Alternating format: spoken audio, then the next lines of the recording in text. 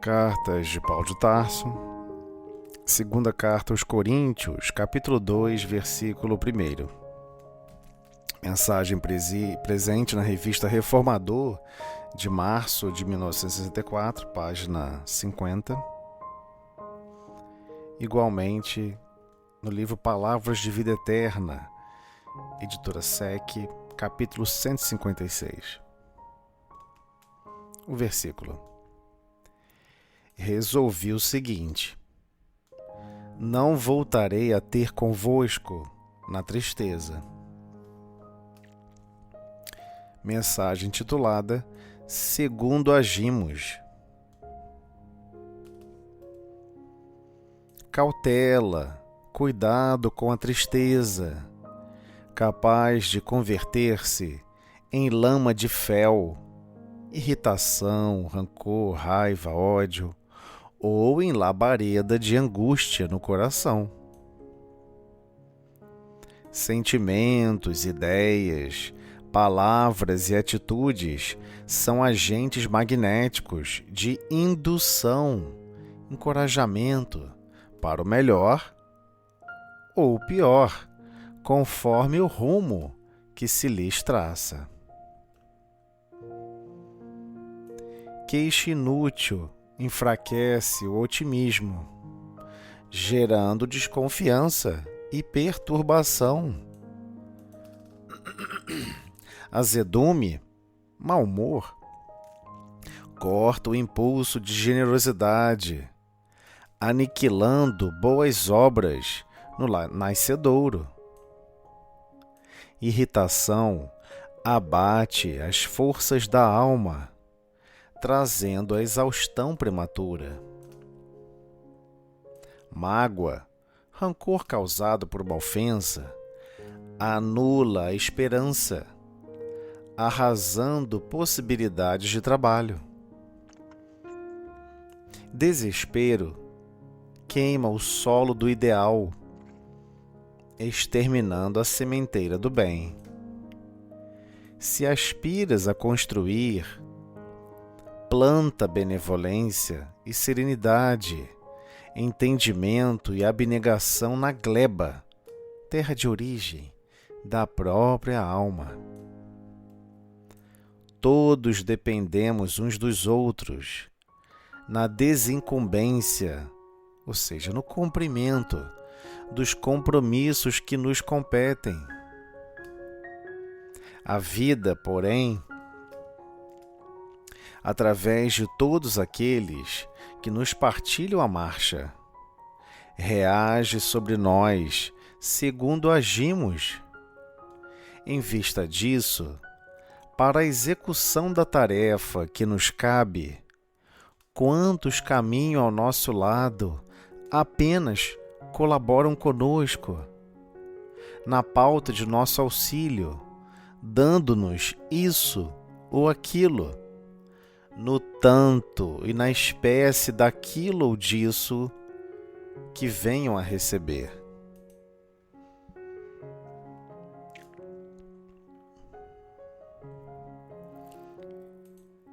Comentário da página.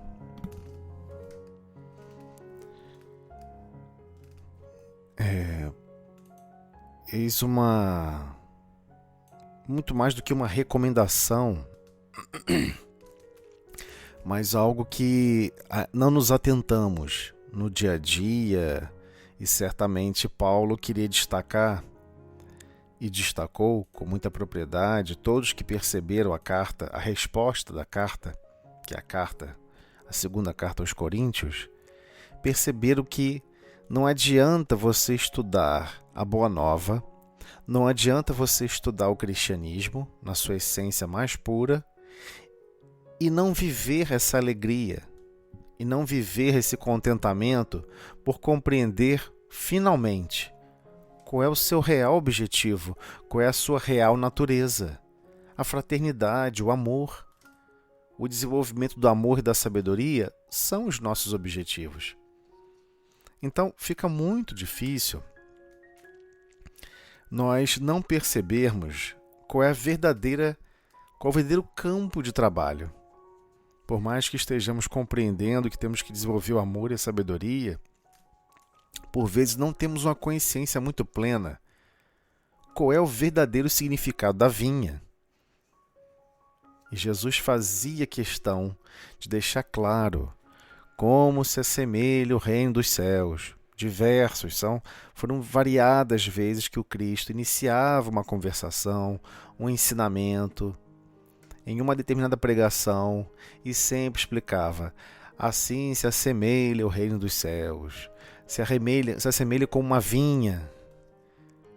E numa vinha, claro que perdemos o contato com as vinhas, com os grandes vinhedos, sem muitos recursos, dependendo única e exclusivamente da mútua cooperação uns com os outros.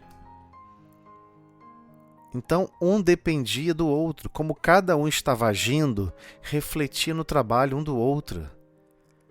Era necessário muito mais do que uma simples harmonia. Havia uma necessidade vigente de um buscar tratar bem o outro no trabalho, um de se preocupar com o outro naquele local de trabalho. Esses eram os vinhedos mais produtivos. Essas eram as vinhas de maior capacidade de produção. E é estranho porque nós não temos mais esse hábito de conviver no vinhedo, nas tarefas, né, não só de plantar, como de cuidar das plantas, cuidar do vinhedo, colher as uvas. E por vezes você está cuidando de uma vinha, cuidando de uma árvore. E você cuidou, mas quem disse que será você que vai colher os frutos? De repente vai ser o outro que vai colher aquela uva. Mas você cuidou daquele arbusto.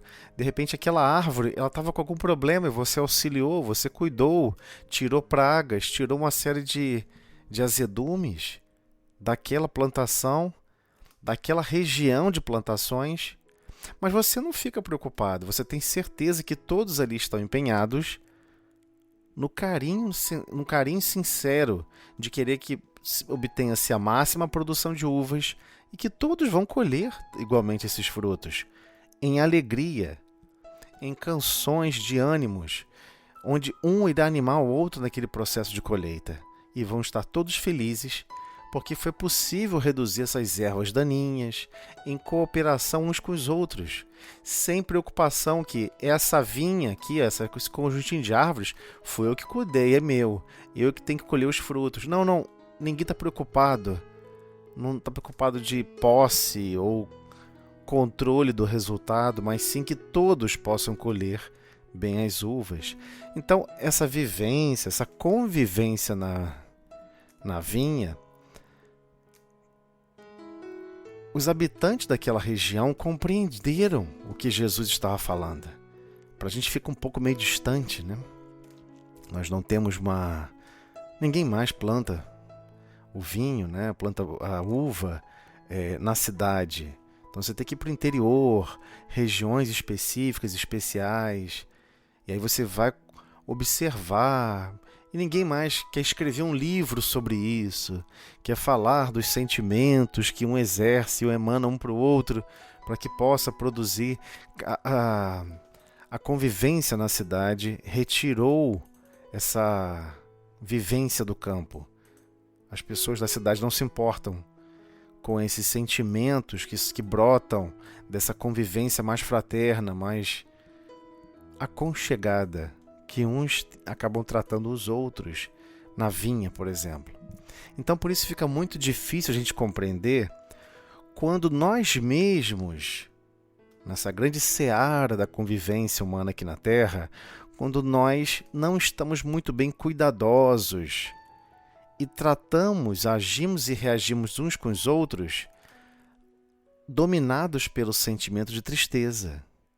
É como se estivéssemos jogando pragas nos outros pés, nos trabalhos das outras pessoas. E não podemos aguardar que do outro irá brotar uvas perfeitas. Não faz sentido. Então, a página vem chamar nossa atenção e especialmente Paulo, chamam a nossa atenção pela essa grande página de Emmanuel, em que Emmanuel vem destacando em detalhes, segundo agimos. Preste atenção como estamos agindo. Então, cautela, muito cuidado com a tristeza. Ah, mas eu estou triste. Ah, mas eu estou isso. Ah, mas eu estou aquilo. E o que tem eu viver a minha tristeza? E é sobre esse assunto que Emmanuel irá dilatar para cada um de nós esse aspecto tão complexo que é no que, afinal de contas, pode acabar se convertendo a tristeza. Então, sim, ela é capaz de converter-se em lama de fel. Então é possível que de uma tristeza não estamos querendo fazer juízo de valores, se é justificável aquela tristeza ou se não é. Então, na atualidade, se a pessoa fala, eu estou sofrendo isso, eu estou sofrendo aquilo, essa tristeza é justificável. Ok? A página não está falando que você não vá sentir tristeza. A página está falando, cuidado, atenção para essa tristeza não transbordar e ultrapassar os limites dos sentimentos mais basais da tristeza e descambar para uma lama de fel. Uma lama, aqui no sentido de que quando você mergulha a perna na lama, não é exatamente tão fácil de levantar a perna, provoca um fenômeno de vácuo. É muito difícil. Se você quem já mergulhou, ou quem já, enfim, pisou em lamaçais, que vai até o joelho, quando você força para tirar a perna, o sapato fica lá, a bota, não importa, galocha, o que você estiver calçando, gera uma pressão tão profunda, porque é uma lama muito fininha, com muita água. Então, o princípio da lama quer dizer que você fica prisioneiro àquele processo. Por isso que Emmanuel está citando a expressão lama de fel. Ou seja, você fica prisioneiro, ou prisioneira, à irritação, ao rancor, à raiva, ao ódio. Descamba, sai do nível de tristeza e vai para um nível de fel. Mas quando você chega nesse nível, você pode ficar com os pés lá presos, sua consciência pode ficar lá presa a esses sentimentos. Ou em labareda de angústia no coração. A pessoa está sempre angustiada, sempre aflita. Angústia no sentido de não consegue encontrar uma paz, não consegue encontrar um minuto de descanso. Ocorre um processo de angústia devorador.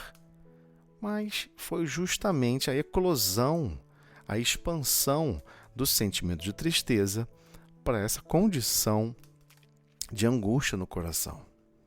Então, Emmanuel nos adverte sobre alguns mecanismos. Agora falando de mecânica mesmo, mecânica do sentimento. Se é que podemos usar essa expressão. Sentimentos, ideias, palavras e atitudes são agentes magnéticos de indução. Ou seja, tem um processo ali de indução. Indução em que sentido? De encorajamento para o melhor ou o pior, conforme o rumo que se lhes traça. Mas, afinal de contas, o que para o melhor, o que para o pior? O resultado das nossas ações, o impacto final, o objeto final que estaremos desconstruindo ou construindo. Então, sim, sentimentos, ideias. Nossa, tive uma ideia assim, sensada, e a pessoa fica naquela ideia, naquela construção que apenas gera processos de tristeza, apenas gera processos contrários ao bem, à paz e à tranquilidade de todos. Igualmente palavras e atitudes. Mas não percebemos que eles são agentes magnéticos de indução. Ou seja, estaremos encorajando outras pessoas, estaremos induzindo magneticamente com o nosso pensamento sentimentos melhores ou piores. Estaremos induzindo na grande vinha da convivência da Terra que outras pessoas, os outros trabalhadores que estão aprendendo a se desenvolver junto conosco, estão caminhando conosco, mergulhem em em uma forma de vida, uma forma de sentir a vida melhor ou pior. Então vai depender exatamente do rumo. Afinal, qual é o rumo? Qual é o destino que você está mirando para esses sentimentos, ideias e palavras e atitudes que estão sendo geradas? Eu não estava pensando na consequência. Eu estou um pouco inocente, vivendo distraído. Melhor não, hein? Melhor a gente não viver mais assim distraído. Distraídos uns com os outros. Porque senão vamos colocar outras consciências em situações deploráveis, desnecessárias. E todo projeto de reencarnação é focado para que um conjunto se harmonize e consiga cooperar mutuamente uns para com os outros, na mesma ideia, o ideal da vinha. Não se faz a colheita sozinho. Não se cuida de um vinhedo grande sozinho. É impossível. E não se pode fazê-lo com sentimentos contrários do mesmo objetivo, com ideias contrárias, palavras e atitudes contrárias ao próprio vinhedo, aos próprios objetivos da vinha. Então, se o objetivo da vinha é gerar bons frutos, temos que empreender todas as etapas, temos que atuar em todos os nichos e etapas e atividades com esse mesmo ideal, de gerar o melhor fruto. Então, a comparação do funcionamento do nosso mundo íntimo, quando estamos numa vinha, aqui fisicamente no planeta, cuidando realmente da árvore, colhendo a uva, é o mesmo quando estamos desenvolvendo os nossos sentimentos, desenvolvendo nossa consciência, como nossa consciência está operando. Se a nossa consciência estiver operando com sentimentos, ideias, palavras e atitudes, que são agentes magnéticos de indução, de encorajamento para as pessoas, encorajar para o pior, não faz sentido. Então Emmanuel vem aqui e traça um paralelo para todos nós muito interessante. Muito interessante. Ele coloca assim: a queixa inútil enfraquece o otimismo, gerando desconfiança e perturbação. Gerando isso aonde? Em nós mesmos? É claro, você já está na queixa inútil. Claro que em você também. Mas é muito mais respinga em todo mundo que está em volta. A pessoa está numa queixa inútil, está criando pensamentos de uma queixa inútil. É óbvio que ela vai enfraquecer o otimismo de todos. É lógico que ela vai enfraquecer o próprio otimismo dela. É como se ela já estivesse consciente, meu otimismo já está ruim, por isso que eu vou me queixar inutilmente. E essa queixa eu vou propagar às outras pessoas, e qual vai ser a geração? O que vamos gerar com essa indução? Vamos encorajar o quê? Desconfiança, perturbação. Então, de repente, a pessoa confiava em um certo processo. Você começou a fazer uma queixa inútil, a pessoa, sabe que é mesmo, fulano? Eu acho que isso aí realmente não vai dar. Ou a pessoa fica perturbada, cria uma série de pensamentos totalmente destrutivos. Totalmente destrutivos. O minar o otimismo de alguém é desconstruir a confiança e a paz da pessoa. Então, temos que ter muito cuidado como estamos interagindo com o nosso mundo íntimo para com os outros. Então não vou mais me queixar com ninguém. Eu vou ficar quieto no meu canto e vou ficar com a minha queixa para mim mesmo. Não é isso. Observa com mais carinho as situações. Talvez realmente é totalmente inútil aquela queixa. Não devemos ficar focados em queixas realmente inúteis.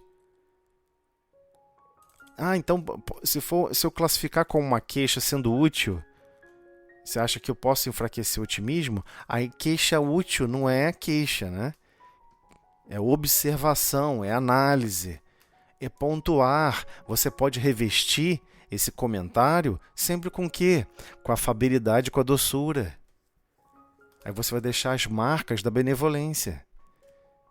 Então não vai ser uma queixa, vai ser um apontamento.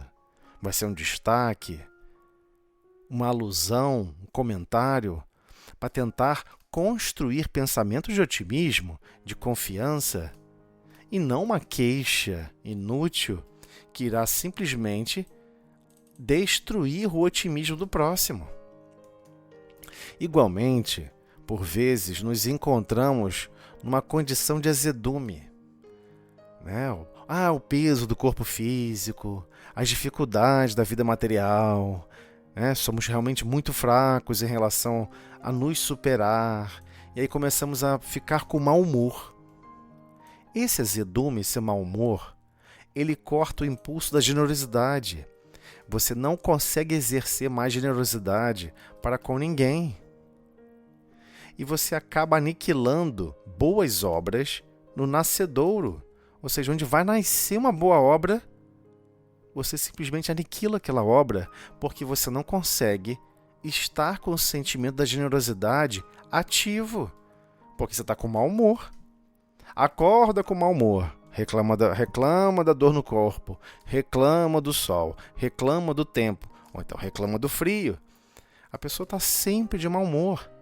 Quando estamos sempre de mau humor, a gente tem que ter uma cautela, cuidado com esse sentimento de tristeza. Porque ele inicia com um sentimento bobinho de mau humor, mas se ele crescer, ele vai minar todos os seus potenciais de generosidade. Porque o seu foco será o mau humor. Ele vai aniquilar igualmente boas obras que podem surgir, inclusive, da interação com terceiros. Não vai existir essa interação, porque você não vai se dispor a ser generoso ao falar, ao agir, ao cuidar. Então, igualmente, o clima de irritação, quando ele abate as forças da alma. A pessoa não tem mais forças. É como se a irritação consumisse, fosse um sumidouro, como fosse um ralo. Parece que todas as suas energias vão ralo abaixo. E vai mesmo. Porque a irritação gasta energia, como tudo na vida gasta energia. Tudo gera entropia. A irritação também. Então, quando você está irritado, você está gerando desordem no seu mundo íntimo. Esse grau de agitação inútil, o que ele promove? Drena as nossas forças da alma, trazendo o quê? Exaustão prematura. Só em nós? Não. Nós também drenamos as energias e as forças da alma de terceiros. Pessoas que estão à nossa volta recebendo a nossa irritação, está recebendo esse abate das forças da alma igualmente. Porque eles podem entrar no mesmo clima de irritação que nós estamos plantando. Então, sim, por vezes exaurimos o próximo e depois questionamos: puxa, eu estava tão irritado, fulano não me acolheu, eu queria tanto acolhimento. Mas você só semeou, você só plantou irritação. O outro absorveu aquela irritação, entrou nas mesmas frequências da sua irritação.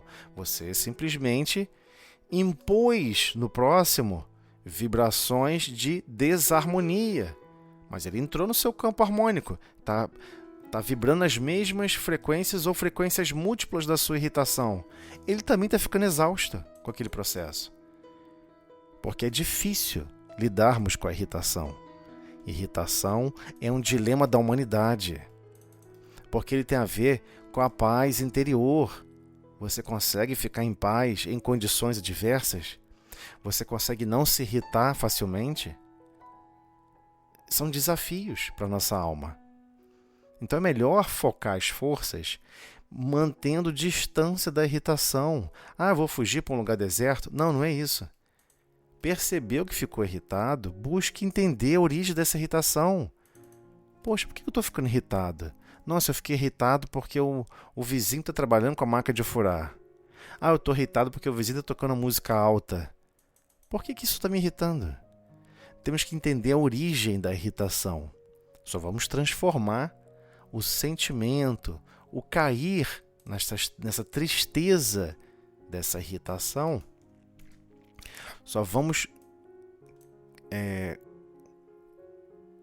ter capacidade de limitar o nosso acesso a essa irritação instalada Se nós entendermos que existia alguma coisa antes que já estava nos entristecendo.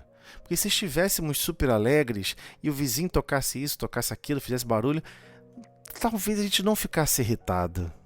Então existe um sentimento anterior que a gente não quer enxergar, que a gente não quer observar, que ele é genuinamente somente nosso. Não tem nada a ver com ninguém. Então sim, ele começou com uma tristeza, mas de repente caiu no fel da irritação. Sim, por vezes isso acontece. E temos que ver a origem de qual era a tristeza inicial. Eu estou triste porque a vida não está como eu gostaria. Então você não quer aceitar, você não está aceitando facilmente os projetos de reencarnatórios. Você não está aceitando facilmente os desafios que estão lhe sendo apontados. Eis o motivo da tristeza inicial que se converteu em irritação. E uma irritação duradoura. É como se você tivesse enfiado o pé na lama da irritação e não está conseguindo tirar. Mas qual é a consequência da irritação em todos à nossa volta e conosco mesmo? Uma exaustão prematura. A pessoa chega na metade do dia, quando está irritada, é como se ela tivesse trabalhado até 8 da noite. Sim, acaba sendo consumida facilmente. Mas o que está sendo consumido, a força física do corpo físico, não são as forças da alma. Forças de tolerância, forças de compreensão, forças de capacidade de amar, de capacidade de perdoar, de compreender, de tolerar. Nós estamos apontando os nossos potenciais para animar a irritação. A fonte de energia é a mesma. Se você vai direcionar a energia para algo positivo ou para alimentar a tristeza, é uma escolha nossa. Mas temos que estudar e investigar na nossa consciência o que é o causador da tristeza. Por isso ele pede cautela. Cuidado com a tristeza, não fica alimentando isso não, hein? Você vai alimentar e vai dar ruim. Paulo tinha motivos suficientes para alimentar a tristeza. Perseguiu os cristãos, perseguiu, levou até o assassinato de Estevão e diversos outros cristãos, né? Então nós temos que compreender que havia um remorso que consumia Paulo, um sentimento de frustração, uma comiseração realmente justificável, profunda. Mas teve uma hora que ele chega e falou, resolvi o seguinte, não voltarei a ter convosco na tristeza. Para que expressar tristeza para os outros? Isso mina, destrói completamente o mundo do outro. É esse o aspecto central que Emmanuel está detalhando em agravos, um por um. Se sua tristeza se converter em queixa inútil, azedume, irritação, agora mágoa, sim, aquele rancorzinho, aquele rancor causado por uma ofensa. Fiquei magoado com fulano. Nossa, fulano me magoou profundamente. Sim, isso anula a esperança. Não só a sua esperança, mas você vai reagir com o próximo, destruindo a esperança do outro. É esse o problema. A forma como está o nosso espelho da consciência, ele pega qualquer tipo de luz e potencial divino e reflete imagens distorcidas. Reflete imagens sem esperança. Ele vai anular, vai apagar de vez a esperança, arrasando possibilidades de trabalho. Por vezes você tinha que estar convivendo com aquela pessoa, tinha que estar transformando os sentimentos, fazendo trabalhos realmente úteis, que são necessários para a encarnação e para toda a existência, como espírito imortal que todos nós somos. E paramos o processo, porque desligamos a esperança do outro e a nossa própria esperança. Não tem como eu resolver essa convivência com fulano. Não existe esperança para convivermos pacificamente. Não, porque ele foi fruto da mágoa. É um sentimento que está sendo, que cresceu, era uma tristeza e se converteu em mágoa. E essa mágoa profunda é um nódulo que congela o coração, possivelmente, de quem está sentindo a mágoa e acaba gerando baixa temperatura em todos os outros corações que estão à volta. Todos sentem aquela pessoa magoada. E o clima de ausência de esperança se instaura em potenciais de trabalho, em possibilidade de trabalho, e tudo é destruído. Quando vê, acabou a encarnação. E a pessoa ficou 20 anos magoada. Quando vê, acabou aquele período de convivência com fulano. Acabou seu trabalho na vinha. Você foi chamado a prestar contas do seu trabalho na vinha. Você não vai poder mais continuar trabalhando com aquela pessoa na vinha. Então, igualmente pode-se implantar o desespero. E o desespero queima o solo do ideal, exterminando a sementeira do bem. Aí esse é o problema geral, né? Nós temos um ideal de vida, nós temos objetivos, algo mais nobre a exercer. Quando se instaura o desespero, e aí envolve N motivações, que pode um clima de tristeza vir a se converter em clima de desespero, o que ocorre é que ele extermina completamente qualquer fonte de você conseguir produzir um bem. Você não vai mais produzir bem. Você não vai querer viver o ideal do Cristo. Você não vai querer viver os princípios da fraternidade. Você não vai querer viver nada que o seu potencial interno é capaz de refletir luzes mais profundamente sensatas e sensíveis. Você só vai refletir desespero. O seu desespero vai queimar o ideal, não só o seu, como de todos que estão à sua volta. Pessoas vão ser influenciadas, vão ser encorajadas a também ter desespero. E esse desespero coletivo vai destruir toda a sementeira do bem planejada para aquele grupamento, para aquela encarnação. Então, sim, nós nos enxergamos aqui. O que a gente não gosta de enxergar, qual é a origem da tristeza? Por vezes, a origem da tristeza, eu não quero viver a vida com pouco recurso material. Isso me deixa muito triste. Cuidado! Você pode, esse campo de sentimentos da tristeza, de não aceitação, da como a vida está se costurando no destino, pode criar uma lama de fel profunda, a ponto de despertar um desespero. E esse desespero faz você parar e eu não quero mais operar no bem. Eu só vou alegar e me comportar de forma desesperada. Isso destrói o seu ideal, aquilo que é mais perfeito, que você quer exercer e que você sabe que é mais perfeito. Você não quer mais exercer, porque você está contaminada até os joelhos, ou até a cintura, até a cabeça, somente com o clima de desespero. Então, se aspiras a construir, planta benevolência e serenidade, entendimento e abnegação na gleba, ou seja, nessa terra de origem da própria alma.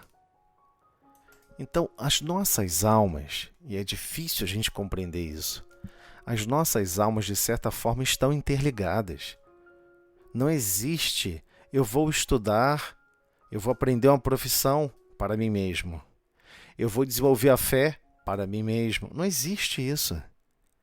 Tudo que estamos desenvolvendo é para todos. Se Deus opera para todos, Ele aguarda que cada um de nós tenhamos essa grandeza, essa capacidade de compreender que tudo estaremos desempenhando para todos. Essa dinâmica é tão forte, que quando orientamos mal o nosso mundo íntimo e enfatizamos sentimentos de tristeza que acabam se convertendo em lama de fel ou angústia do coração, e ele beira a esses princípios de queixa inútil, azedume, ou até mergulha mesmo no azedume, na irritação, na mágoa, no desespero, o que acontece é que todos que estão interligados naquele projeto reencarnatório, naquele destino, recebem exatamente o que estamos sentindo, em profundidade e em intensidade. Então, é claro que queremos construir destinos melhores. Então, se a gente está aspirando a construir um destino melhor, meu Deus do céu, foca em aprender a plantar a benevolência, ser bondoso e ter serenidade em tudo que você faça. Entendimento e abnegação. Você entende as situações e você se desdobra para exercer bem. Você é abnegado, você busca exercer bem. Aonde? Na gleba da própria alma. Nessa terra de origem. Essa terra que é a nossa essência, que é nós mesmos, espíritos imortais que nós somos. É lá que nós temos que trabalhar esses sentimentos. Meu Deus, me bateu um sentimento de tristeza. Analisa. Essa tristeza é por quê? Fulano não foi tão carinhoso comigo. Fulana não foi tão carinhosa comigo. Aconteceu isso assim, assado. Minha vida não está funcionando como eu queria. Eu conheço pessoas que estão muito ligadas ao meu destino e estão passando por dores muito profundas. Eu estou muito triste com isso. Eu não queria que eles estivessem passando por dores profundas. Ok? Um sentimento curto de tristeza faz sentido. Agora, você viver o clima de tristeza, incentivar esse clima, querer viver isso como se isso é que fosse a força transformadora da sua vida, viver aquela dor, fazer com que a tristeza se transforme numa dor. Não é isso como Jesus aguarda que estejamos agindo. Então sim, cautela, cuidado, não é esse o objetivo, não é isso que transforma a nossa consciência. Teve a tristeza? Faz uma prece, pede ajuda, para que essa tristeza não se converta em climas, em sentimentos que se instauram por um longo tempo. Tem pessoas que estão assim há 30 anos. Saiu do clima de tristeza, converteu para um clima de lama de fel. Então a pessoa está na lama da irritação, a pessoa está na lama da queixa inútil, está na lama do mau humor, da irritação, da mágoa. A pessoa está magoada, rancorosa, não consegue se desprender daquele sentimento, nem se ela tentar agora. Fica muito difícil se desprender, porque está na lama, mergulhou até a perna, foi até a altura do joelho. Tenta tirar as duas pernas dentro da lama. É difícil. Então, por vezes, de forma inadvertidamente, acreditamos que ficar ali alimentando a tristeza é a melhor forma de viver. Essa tristeza vai me ajudar. E a pessoa fica alimentando, mas ela está cada vez entrando mais na lama do fel. Na lama de fel. E o que acontece? Aquela questão da vinha. Todos dependemos uns dos outros. Eu sei que isso aqui para os orgulhosos, os vaidosos, é de doer. Talvez seja até fonte de tristeza.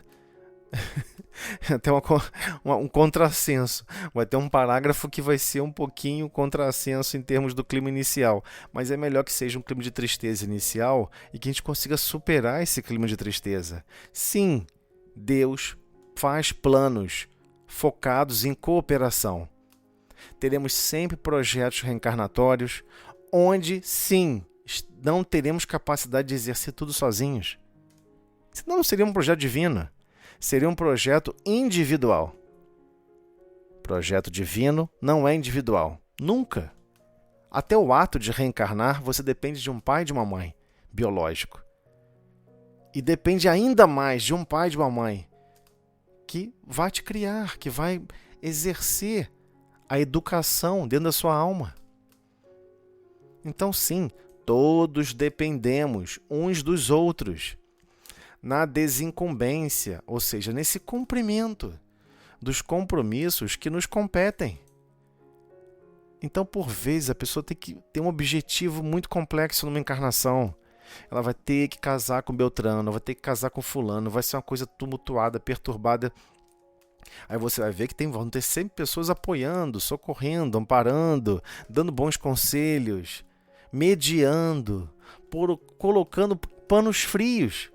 Alguns falam panos quentes, mas enfim, colocando panos frios nos grandes hematomas da convivência. Então, todos dependemos uns dos outros, para que a gente possa conseguir vencer esses compromissos, cumprir os compromissos que nos competem. Então, Emmanuel completa dessa maneira, de uma maneira até intrincada aqui no final. A vida, porém, através de todos que nos partilham a marcha, reage sobre nós, segundo agimos. Então, aqui chega a ser até engraçado, né? A gente nem percebe. A gente não percebe, a gente não consegue detectar. No regular da história dos nossos destinos, a gente não percebe. Do que eu estou falando? Por vezes começamos com queixo inútil. Destruímos o otimismo de terceiros. Aí a pessoa passa a agir agora com desconfiança e perturbação em relação a tudo e a todos, inclusive em relação a nós mesmos, que fomos o portador da queixa inútil. Igualmente com relação ao mau humor. Por vezes aniquilamos boas obras no nascedouro. A pessoa quer desenvolver um sentimento de generosidade, inclusive para conosco mesmo. Nossa, eu vou ser generoso com fulano. Uma fulano está com mau humor danado. Acho que não é o momento, não. Não vou tentar agradá-lo, não, porque, poxa, ele está com mau humor, deixa para lá. E aí, o que a gente vai reclamar depois? Puxa vida, ninguém vem aqui ser generoso comigo. Mas é você que está com mau humor o tempo todo. Você que criou esse afastamento. Somos nós mesmos que criamos o afastamento uns dos outros. Nós criamos esse processo de aniquilador. Aniquilamos a boa ação que o terceiro ou o segundo teria conosco. Então, sim, reage sobre nós segundo agimos. As outras pessoas, ou seja, todos aqueles que estão nos apoiando, nos auxiliando no processo de reencarnação, e aqui eu não estou falando só de quem está no corpo físico, mas especialmente quem está no corpo físico, em que nós temos total consciência do que estamos fazendo com terceiros, com quem nós convivemos, especialmente no lar. Então, a vida, através de todos aqueles que nos partilham a marcha, no lar, no trabalho, no transporte público, seja onde for, eles reagem sobre nós segundo agimos. Então você só agiu com azedume, com mau humor, com rancor. Aí a pessoa começa a reagir com você com mau humor, com rancor. Poxa vida, que pessoa mal-humorada. Mas você que foi mal-humorado desde o começo. De repente você está mal-humorado com aquela pessoa já há semanas. Mas você não percebe. Você não se percebe. É assim, nós somos assim. Por vezes não nos percebemos. Que estamos... mas é tão justo o meu sentimento de tristeza. Eu acho todos devem perceber e compreender, né, que eu tenho o direito de ficar triste. Então, ok. É um direito. Mas se mergulhar na lama de fel, virar um queixume inútil direto, a pessoa só fala se queixando o tempo todo. A pessoa só vive de mau humor, vive irritação direto. Uma mágoa, um rancor o tempo todo, fala mal de fulano, de Beltrano, de ciclano, que fulano te magoou, que não sei o que lá, destruindo qualquer tipo de esperança. Por vezes a pessoa está assim, poxa, eu queria tanto iniciar um relacionamento com fulano, com Beltrano, com não sei o que lá. Aí começa a conversar com terceiros. Nossa, olha como é que a pessoa está casada agora. A pessoa só está com rancor, só fala mal do esposo, ou só fala mal da esposa o tempo todo. Nossa, isso aí está deixando claro para mim que é um péssimo caminho. Você está destruindo a esperança das outras pessoas em buscar um relacionamento sadio, saudável, porque você quer cultuar uma mágoa, cultuar um rancor, Não sei para quê, mas é um hábito. É um mau hábito que adquirimos. Igualmente com relação ao desespero.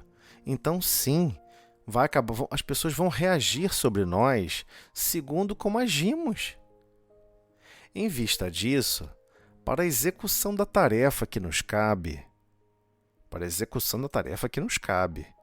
quantos caminham ao nosso lado apenas colaboram conosco, na pauta de nosso auxílio, dando-nos isso ou aquilo.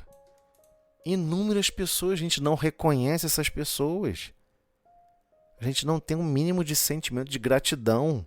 Nossa, minha encarnação não teria funcionado se a pessoa não tivesse se desdobrado para me auxiliar, para me socorrer, para dar bons conselhos, para animar pensamentos positivos, para falar o deixa Dilson para com Wilson, não é por aí, pensa diferente. E pessoas que zelam às vezes pelo nosso mundo íntimo, praticamente carregando, recebendo de nós, né? Que às vezes a gente pega o nosso coração, enche de tristeza, aí botamos um monte de pedra, tijolo, parafuso, porca, arruela de pressão, que são queixas inúteis, azedumes, irritação, desespero, mágoa, e a gente arremessa em cima uns dos outros. Um fica chicoteando o outro com o coração. Não, mas fulano tem que me compreender. Mas ele já está fazendo uma N atividades, N auxílios ao nosso apoio naquela encarnação. E a pessoa está ali dando-nos isso ou aquilo. Às vezes dando-nos não só questões materiais, dando o coração, doando o coração para ser mais fraterno, para pelo menos ouvir. E o que a gente faz com aquele coração perturba ele ainda mais. Maltrata aquele coração, jogando o nosso mau humor, a nossa irritação, a nossa queixa inútil, o nosso desespero. A gente não consegue compreender isso. Então, quantos caminham ao nosso lado, apenas colaboram conosco na pauta de nosso auxílio, dando-nos isso e aquilo, no tanto e na espécie daquilo ou disso que venham a receber. É claro, se a pessoa está recebendo uma espécie de tortuosidade, a pessoa vai reagir tortuosamente com você. E é engraçado observar, por vezes, casais. Um fala torto, um fala mais torto ainda. O outro fala mais torto, o outro fala mais torto ainda. E a gente não percebe que um está ofertando para o outro que está recebendo do outro. Porque ela quer mostrar o contraste. Eu vou te provar que você não está me tratando bem. Eu vou tratar exatamente como você está me tratando. Não entendi. Você quer lutar pela manutenção da paz? Ou quer ter certeza do que está fazendo? Não, eu quero ganhar a discussão. Você quer ter razão ou quer ser um pacificador? Quer ter razão. Essa frase é importante. Você deseja ter razão ou você quer fazer manutenção da paz? Você quer ser um pacificador? Você quer ver que seu sentimento foi para tristeza e você quer reverter. Inclusive pedindo desculpa. Me perdoe. Meu coração acabou de navegar em águas turbulentas da tristeza. Não sei porquê. De repente fiquei triste. Não há nenhum demérito em admitir isso, não. É até nobre. Admita. Mas não use o pior da sua escolha, das suas vibrações que você está vivendo naquele momento para arremessar em cima de terceiros. Não enche o seu coração de parafusos e porcas e arremesse em cima do outro. Vai machucar. Então, sim, os outros irão reagir conosco no tanto e na espécie daquilo ou disso que venham a receber. Então, se a pessoa só recebeu maus tratos, mau humor, a pessoa, por vezes, reage de um mau humor na volta, inicialmente a pretexto de querer demonstrar que você está irritado. Mas, no fundo, a pessoa já se contaminou e não percebeu. Ela já se contaminou com o mau humor e aniquilou qualquer obra boa que ela queira fazer. Olha, eu queria muito falar carinhosamente com fulano, ou com meu cônjuge, com minha esposa, com minha filha, com não sei o quê. Pô, mas a pessoa veio cheia de mau humor, Eu desliguei a generosidade e resolvi dar umas chicotadas para a pessoa perceber, né? Que ela tá errada, né? A gente age assim, dia e noite, como se a vinha fosse um campo de batalha. A vinha não é um campo de batalha. Não faz sentido, você não vai colher nada dali. Você vai destruir todas as árvores, não vai sobrar nada. Não vai ter o que colher, porque não vai gerar fruto em lugar nenhum. Então, sim, se queremos colher, se a gente está querendo aspirar, construir algo positivo para colher bons frutos, plante a bondade. Plante, seja sereno, meigo e humilde de coração. Entendimento, compreenda o próximo. Tolere as imperfeições do outro.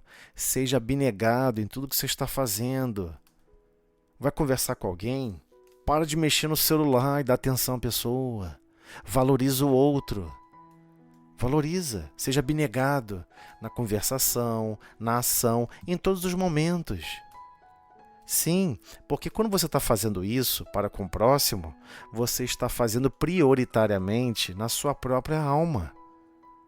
Você está lavrando a origem da terra, a sua própria origem. Você sabe que lá na sua alma existe uma constituição estranha. Não está terra plana. Você tem que desbravar alguns lugares, limpar o terreno. Está cheio de desespero também no seu mundo íntimo. Mas você não quer mais plantar isso no seu mundo íntimo. Você sabe que somente vibrando nas frequências do Cristo, focadas nos aspectos do amor e da caridade, a verdadeira caridade, né? O sentimento da caridade, benevolência para com todos, indulgência, ou seja, compreensão, tolerância para com as imperfeições alheias e perdão das ofensas. Quando você perdoa, você não importa que a pessoa veja cheia de queixa inútil. A pessoa vem com aquela queixa inútil, meio que desbravando, colocando cenários horríveis. Você fala, não, mas que isso? Eu não perco minha esperança. Tenho certeza que as coisas vão melhorar, que a situação vai melhorar. Igualmente você não mergulha no mau humor do outro. Você vê a pessoa com mau humor e nada daquilo vai impedir de você ser generosa com aquela pessoa. Não, eu não vou cair nessa.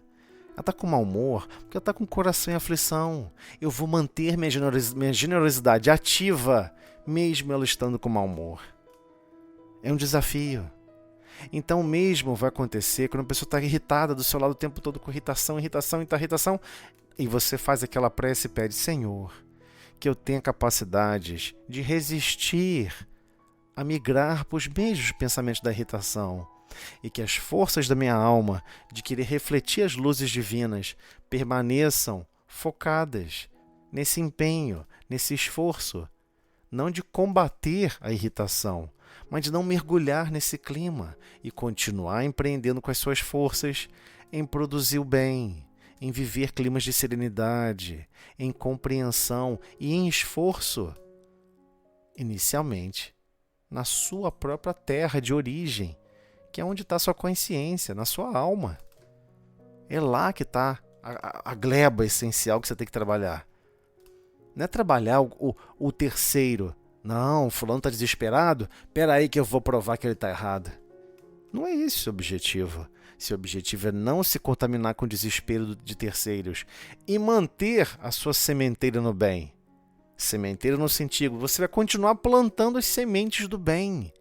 A pessoa está desesperada, você vai lá e ajuda, socorre, ampara, não se desespera, mas produz o bem em volta daquela pessoa, até o sentimento sair de desespero, sair de tristeza e voltar para o bem-estar da boa nova, da alegria, do contentamento de estar caminhando na lei de progresso, construindo um novo eu a cada dia.